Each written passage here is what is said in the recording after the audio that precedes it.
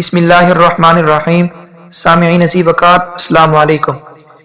ایک بھائی سوال کرتے ہیں کہ کیا ہم بغیر وضو کے تسبیح پڑھ سکتے ہیں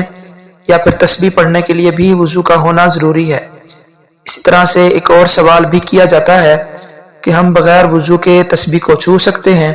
اسے ہاتھ میں پکڑ کر ذکر اذکار کر سکتے ہیں یا نہیں، یا پھر اس طرح تسبیح کو ہاتھ میں پکڑنے کے لیے بھی وضو کا ہونا ضروری ہے؟ دیکھیں، یہ بات یاد رکھ لیں، بغیر وضو کے تسبیح کا پڑھنا، ذکر اذکار کرنا،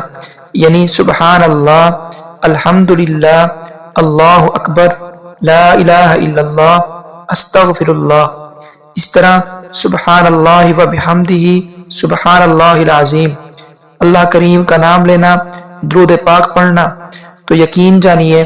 اللہ کی یہ خاص رحمت ہے کہ اس کریم پروردگار نے اپنا ذکر کرنے کے لیے اور اپنے محبوب مکرم صلی اللہ علیہ وسلم کی ذات گرامی پر درود پاک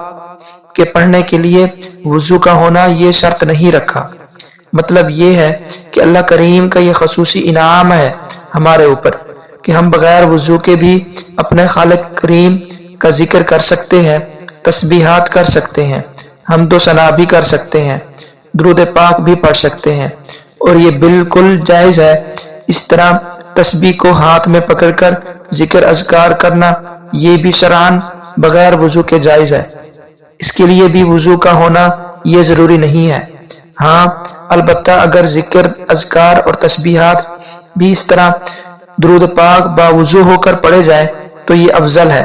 لیکن شرط نہیں ہے کہ باوضو ہو کر ہی ہم ذکر اذکار کریں،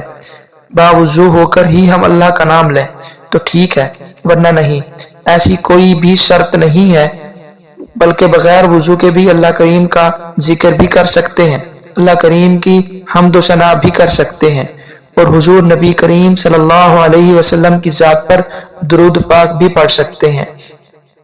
یہ شرعاً بالکل جائز ہے، اس میں کوئی حرج نہیں ہے۔ امید ہے بات سمجھ آ گئی ہوگی۔ سبحان ربک رب العزت عما یصفون وسلام علی المرسلین والحمد للہ رب العالمین۔